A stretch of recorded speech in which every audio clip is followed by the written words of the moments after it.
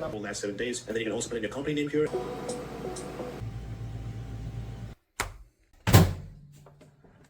Lagyan ko nga ng konting. Hi Nico, good afternoon. I'll gawin ko na lang bukas. Yung ganon. Throughout the transition period,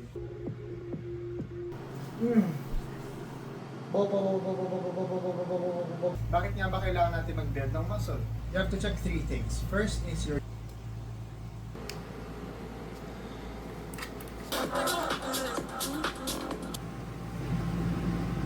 done for the day, I think. Pero done for the day.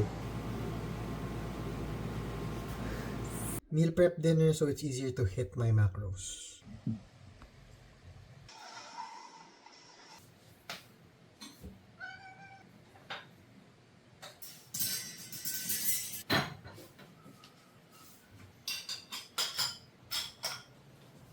Good night.